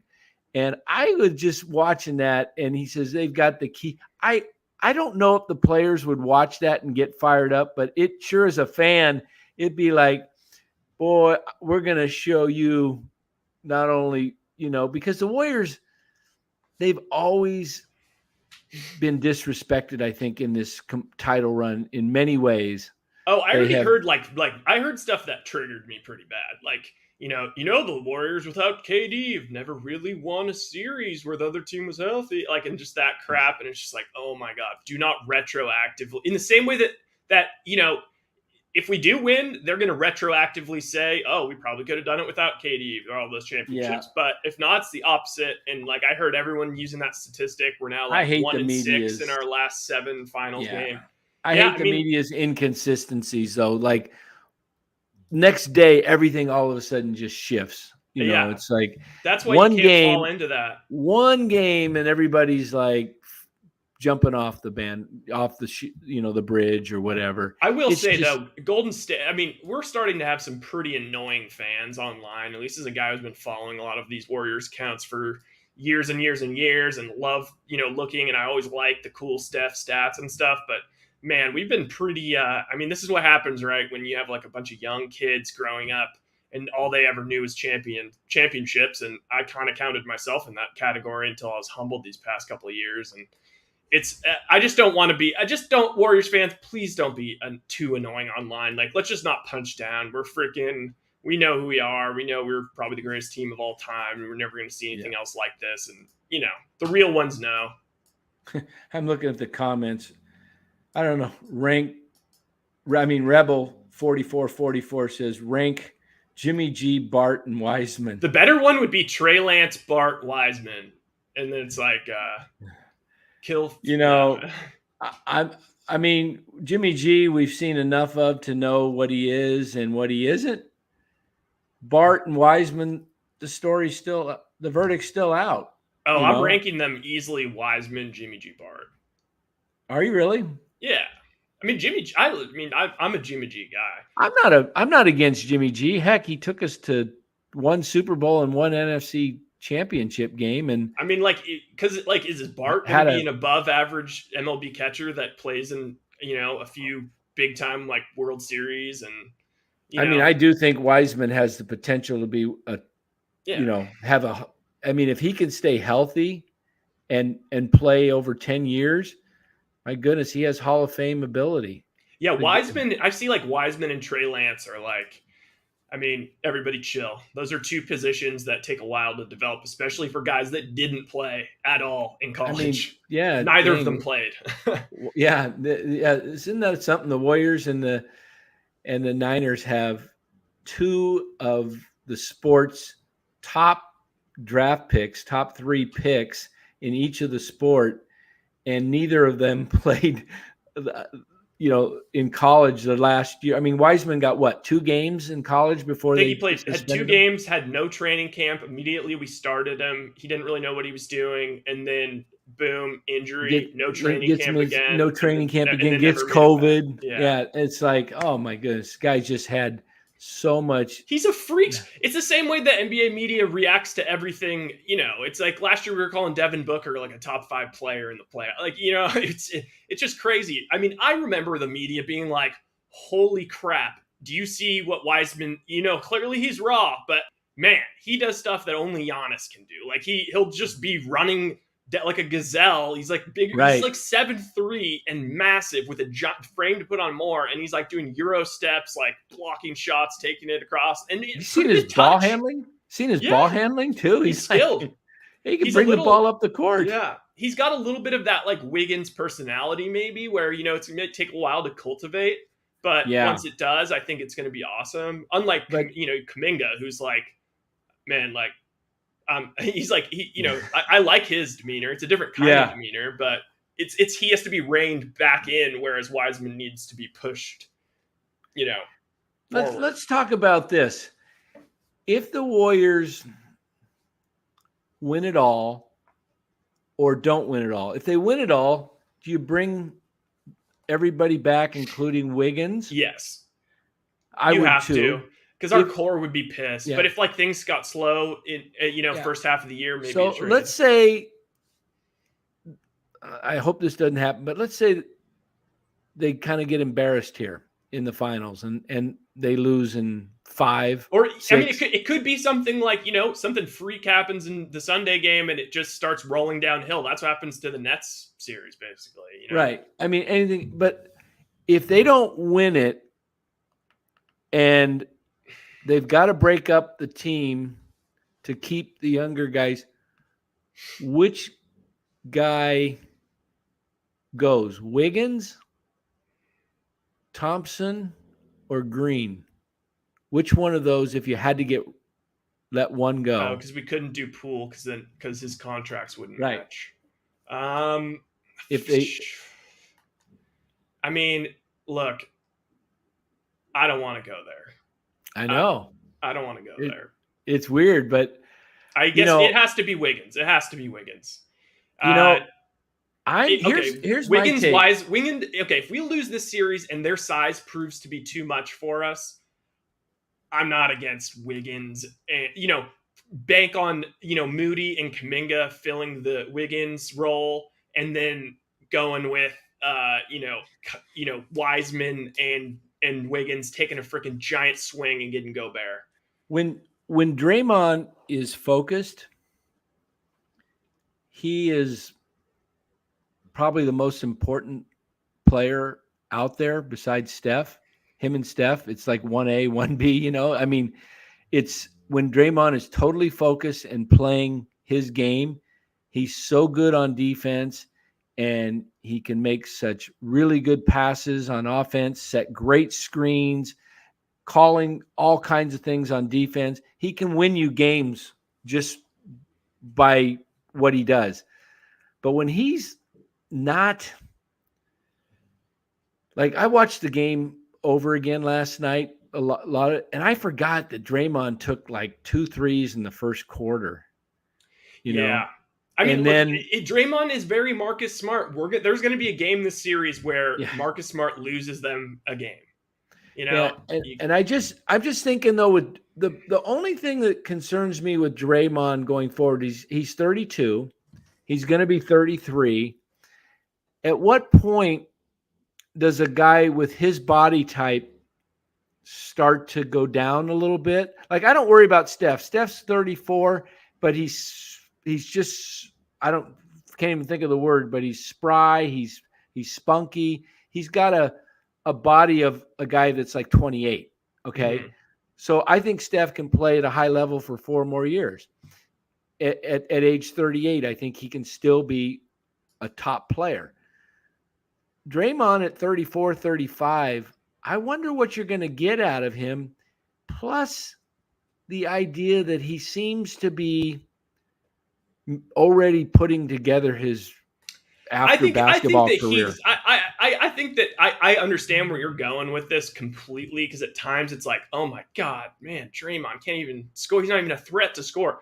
But he's too big of a leader, and he does too much as like the glue for that defense, and like also like the impact he has on Kuminga and all these guys. Plus, honestly, I don't think we'd have much trade value for him. I was just going to think of the same thing as my head. I don't think anybody to us. Yeah, I don't think anybody would really want his contract. They saw what happens when Draymond's the best player on your team. They won 15 games. Yeah, so I don't think Draymond on other teams is as good as he is on the Warriors. And, a lot of that just has to, or we see that with Wiggins. Wiggins is not, he needs the Warriors more than the Warriors need him, Yeah, no, 100%. I mean, I think I think we have to bank on, what? This was honestly shocking that Clay has done as well as he has. Like, he's, been about 70% Clay. I mean, that's about he'll be better next year. He'll be better next year for sure. Yeah. He'll be better next year. And you know what? There was no setbacks this year. There was a couple times where it seemed like kind of scary, but no, I mean, he's been an Iron Man for the playoffs, like as far as we could ask. So yeah, I mean, I think next year will be different. I think next year will be different. And hey, win this thing, get Wiseman back healthy next year, and they'll be the team to beat again. Yeah, I mean, the West is going to get tough, though. I know, but yeah, I mean, it's going to be interesting off season. What I love about the NBA is the season's going to end probably June 19th, Father's Day. That's Game 7. That's probably when it's over. And then right after that, we go into 4th of July weekend, and it's free agent frenzy. I know. And then they go into Summer League. Then there's the draft before Summer League, right? The draft is the draft before Summer League. The draft is right before free agency, isn't it? I know they switched end of June. Yeah. You know what? It's always before free agency because you got to know what you're going to go after. Yeah, that's true. That's true. So you're right. But I mean, the tragedy is that, if you lose the finals or if you win the finals, you've got that, you don't have much time off. Yeah, June 23rd. The same amount of time off, whether you win or lose. So yeah, June 23rd, 4 days after possible Game 7, they go into that. Then they go into free agency and Summer League starts. The NBA owns and the NFL own the calendars. Major League Baseball needs to take a page out of their marketing. They almost need to hire somebody away from those leagues and get them marketing Major League Baseball so it's at the forefront. I mean, baseball has got to be the dumbest management possible. They go into a lockout and basically shut everything down with their sport for over 2 months. And then they lost a lot of fans. They really did. They haven't got everybody back when they did this. So, I mean, the casual fan, there's other avenues, and I don't know. But yeah, that's the difficulty with when you finish in mid-June and then you have camp starting back up end of September, right? Isn't it? Or beginning of September? Because it's September, because then they start playing preseason games early October, and then the first game's usually late October, I think, is the NBA starts up. Yep. So that was the problem why the Warriors, it was kind of a blessing in disguise when Steph kind of went down with his hand in 2020, because it was like they weren't going anywhere. Clay was out. So they win 50. The biggest shame is just last year, kind of wasted an all-time apex Steph, on a mission year. And man, if we could have had Clay. And then the other thing is, you heard all those stories there was a whole bunch of dudes that were going to sign with the Warriors until that Klay Thompson news dropped. It was, I think, Ibaka, Batum. We had a whole bunch of guys lining up. And that's one, you know what? That's one great thing about this year, especially if we win, is, you know, we may lose Otto Porter because, honestly, if we win the finals, he'll deserve to go get paid somewhere. But it just means we get to bring in the next group of hungry veterans that are down to, you know, sacrifice for the team, you know, get a little PR bump by being on the Dubs, get a little of that Dub shine on them, and then, you know, rinse and repeat. What's this anonymous saying? What's he saying here? You know, I guess maybe we should probably sign off soon. I think it's turning into a 49 or like a Jimmy G, Trey Lance situation in the comments, which I'm all for, but, you know, probably means we're losing some attention. You know, I'm reading this myself here. Kyle, I don't have enough energy to hand. Yeah, I'll just say this, anonymous. You said that Kyle is a below 500 coach who can't win the big game. He's highly regarded by every NFL pundit, team leaders, coaches. If you could pick 5 coaches, Shanahan's just on about every one of those lists of top for sure. 5 coaches. For sure. Any team out there would. I mean, I don't. They would do. They would. I mean, look what he did. He got the 49ers to 2 of the last 3 NFC championships with Jimmy G. Jimmy G had a broken, what was it, a thumb or finger and then a shoulder injury, and they still won based on a lot of what Kyle designed and set up for what he had. And, you know, he knows what he's doing.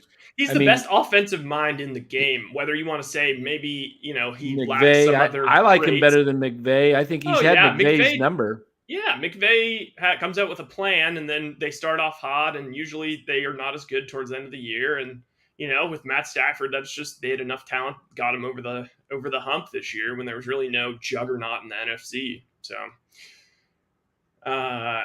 yeah. All right. Well, you know what?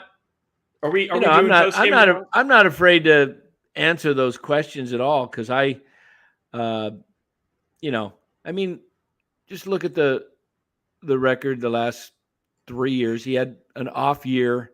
49ers had that off year in 2020.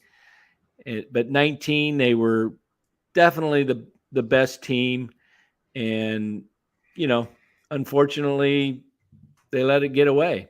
I mean, they let it get away in the last 7 minutes of the Super Bowl. And that happens. I mean, if Mahomes, you know, anything can happen. If they call holding on that big long pass to Tyreek Hill that he gets open way down there. If you look at the highlights of that again, Bosa is being held like crazy and easily would have gotten to Mahomes. And that game completely is a different story. But, you know, those things happen in sports. One play. Yeah. This is what I would say, anonymous, or I haven't been paying super attention, but is he, wait, anonymous, let me know. Are you a fan of Jimmy G, or are you Jimmy G guy? Anonymous. No, he said he's a fan of Trey. I thought he said he was a fan of Trey. He's telling me that Kyle's a below 500 coach. Yeah, his record is a below 500 coach. He inherited in 2017 and 2018.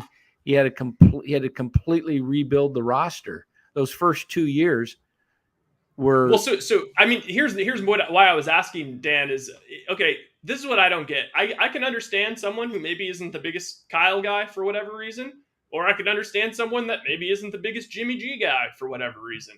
But you can't be anti both, because then your argument, you know, it's a circular argument, because you're saying, oh, well, let's not just look at win-loss record. Jimmy G's, I think, 32 or 33 and 15 with the 49ers or something like that.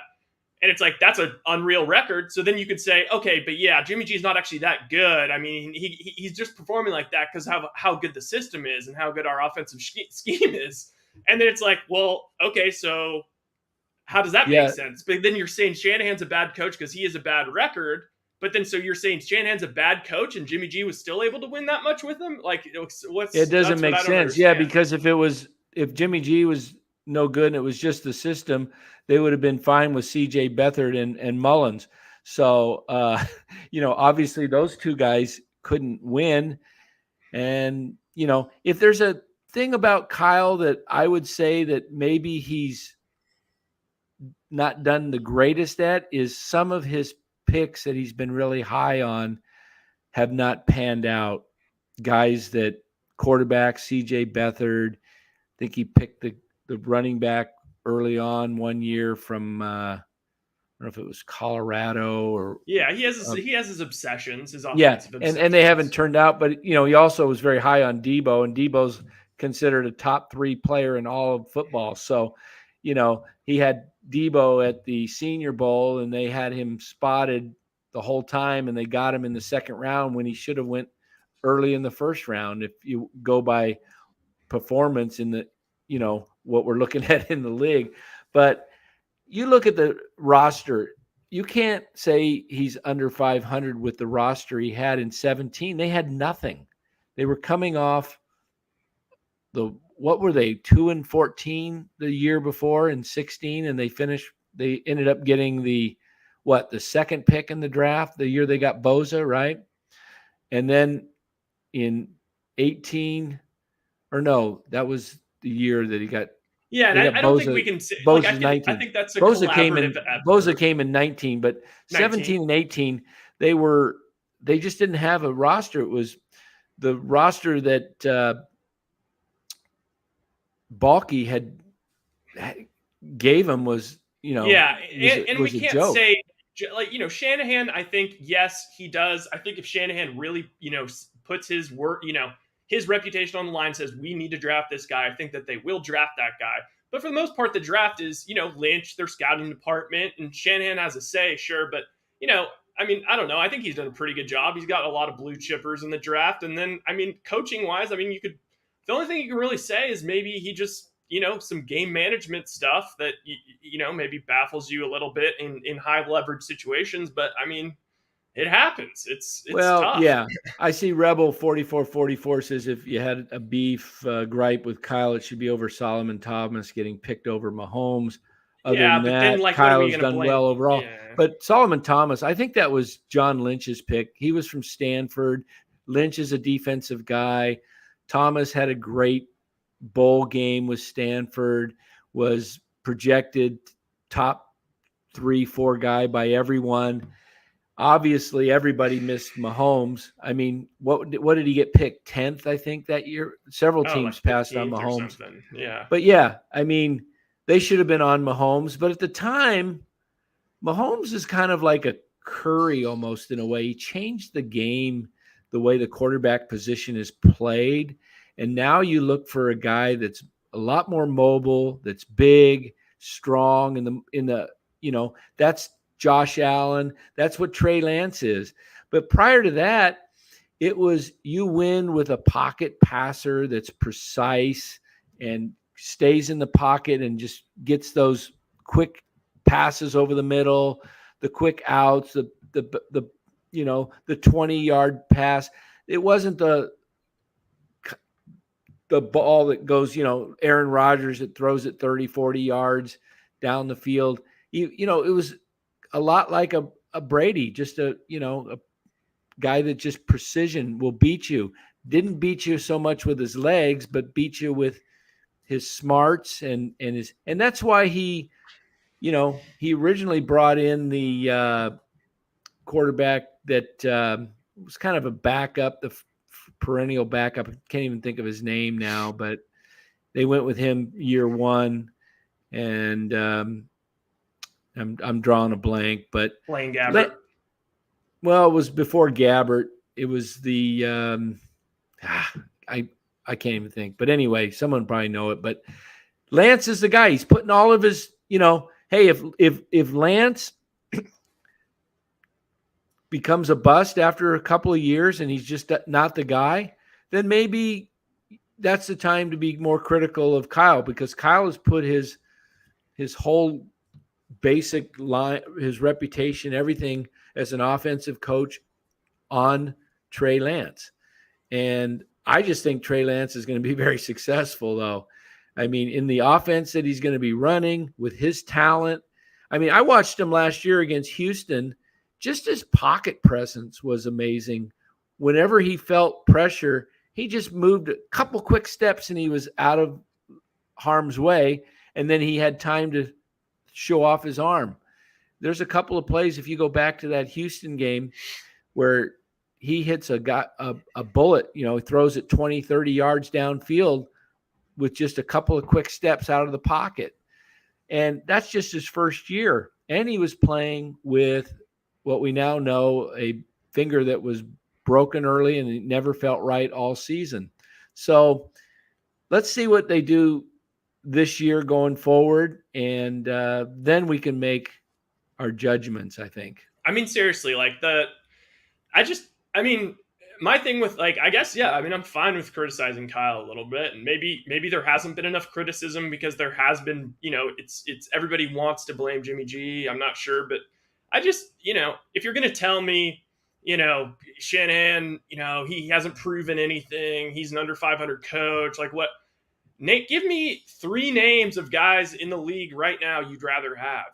I mean, Bill Belichick hasn't really done much without Brady these past couple of years. His drafting has gone off a ledge, and he's getting old, so he's not going to be our guy. Honestly, it's like everybody that was saying Andy Reid was, could never win the big one, and guess what? He got Patrick Mahomes, and once he had his Tom Brady, he is a serial winner. So you got to have, yeah. You got to have your guy, and that's why he's going to have his flaws, like all coaches do. I mean, yeah. I mean, Anonymous saying, he says we're misunderstanding him. He thinks Jimmy G gets too much blame and Kyle does not get enough blame.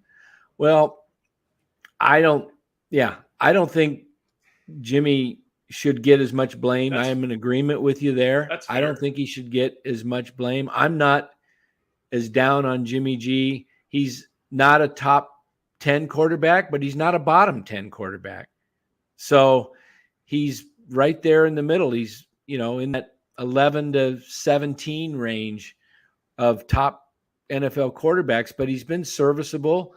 I think the knock on Jimmy has been that he will throw just this crazy inerrant pass. He'll try and force one in there at the wrong time, and he gets picked off, or he doesn't have the arm strength to throw it outside the numbers like a Trey Lance, an Aaron Rodgers, a Mahomes, a Josh Allen.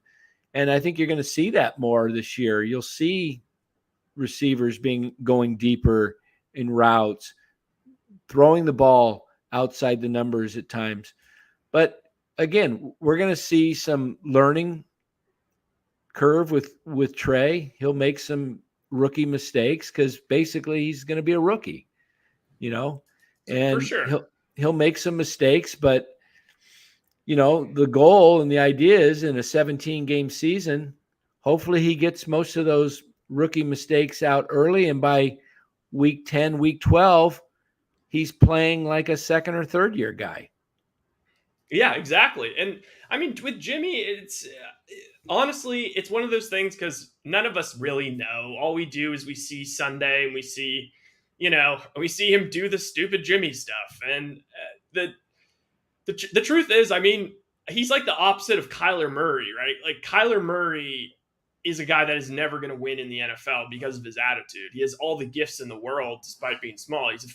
Makes people look like he's this tiny guy out there, and he makes people look like idiots. They can't touch him. He's like Mighty Mouse out there. Yeah. He's like the human joystick. But, Kyler Murray's never going to win. Jimmy G doesn't have the otherworldly, ability, but what he does have is he's able to get the ball out quick, and he's like the hardest working, guy in the room. He's a guy he's a guy's guy that everyone kind of likes and respects, and he's really, makes everyone feel good. And It's just, I mean, there's a reason why Jimmy G was threatened by his personality. I mean, sorry, Tom Brady was threatened by his personality. Like, guys like him. George Kittle loves him. Like, all the guys love him. So, Yeah, I mean, if I was another team, honestly, I'd trade for him. I think he's kind of a culture changer. If other guys really love him and love to play with him, for him, that says a lot, because players are the ones that really know what's going on, and they're the guys that want to play. I mean, Jimmy G came over at the end of the 2017 season, right? That was their where they won like 5 in a row at the end or whatever. Okay, there's a comment there. I think it was Matthew Mears says he has no pocket presence. Do you think when he blew out his ACL the next year, I thought he looked different in 17. I thought he looked different too. I think that injury changed his game, because prior to when he was winning those 5 games at the end of the year, he didn't even know the offense. He didn't know the offense. It was a lot more.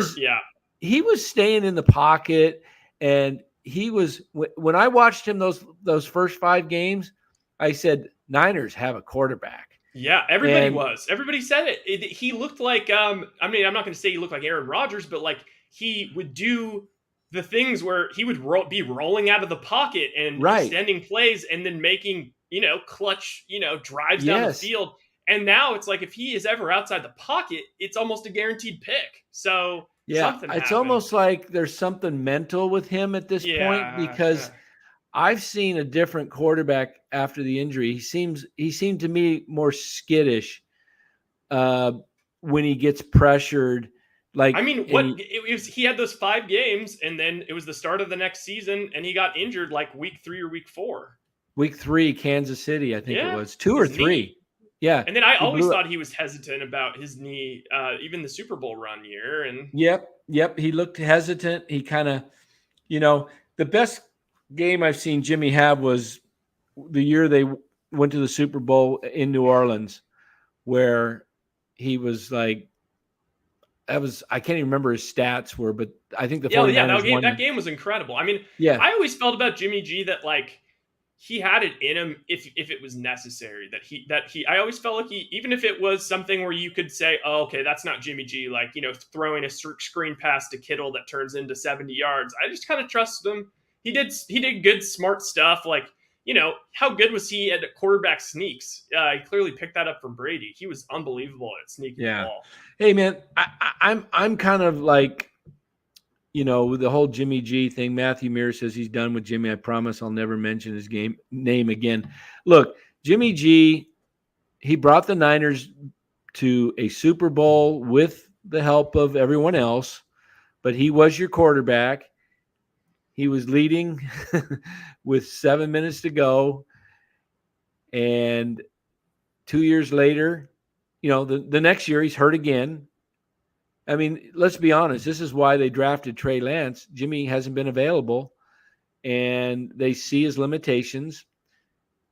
That just, to me, shows you how good of a coach Kyle is. With his limitations, he's gotten the Niners to a Super Bowl and a NFC championship in the years that Jimmy's played. So that tells you, one, they couldn't do it in 18. Well, Bosa was out too, right? Bosa was out in 18. They had too many injuries in 18. Kittle was out. If you don't have and if you go back to the 2018, and that was why everyone was so hot on the Niners that next year, was 18. They lost a lot of games by like 3 points. But they were without points. Bosa the whole year. Yeah. They were without Kittle for most of the year. They were without Garoppolo most of the year. So if you don't have your horses, it's going to be tough to win who's ever in the league. Doesn't matter who you have coaching. Doesn't matter, it's just tough to win in sports without your horses. I mean, we saw that the Warriors, 15-67 without Clay, without Draymond, basically, who basically just showed up when he felt like he wanted to play, and when he didn't feel like playing, he'd just get kicked out. Whatever. Yeah, no, for sure. So it's tough. So I'm saying this, Jimmy G did well, and I'm going to wish him well. And I hope that if the Niners are not in the Super Bowl, that Jimmy G takes a team other than Seattle to the Super Bowl. I'd love to see if it ain't going to be the Niners. Hey, I wish Jimmy G well. I think he's been an outstanding attitude with the whole thing that's been going on. You don't hear him complaining, trade me, get me, it's so he'll be moving on, and the Niners going to move forward with Lance, and we'll be talking about Trey Lance, and we don't ever have to talk about it again. It's going to be awesome. Yeah. So final thoughts, Ryan, what's your final thoughts with the Giants tonight and going forward with 2 more games this weekend and the Warriors Sunday night? Final thought, Giants poised to go on a run. Think they will. Think going into the Dodgers series, going to have a lot of momentum, and that's going to be a big series. We got to get 1 game from them, go up 1 game on them. And then, win Dubs, 2 out of 3. Warriors, win 2 out of 3. Everything that I ever knew about this Warriors team in basketball just won't make sense if they don't win on Sunday. So I'm feeling confident. Yeah. I'm in agreement with you. Giants, 2 more in Miami. My hope going into the series was that they'd win 3 out of 4. So they're even at 1-1 after 2. Tomorrow, does Webb go tomorrow? Let me look. He's either going tomorrow or Sunday. Yeah, I think him and Junis.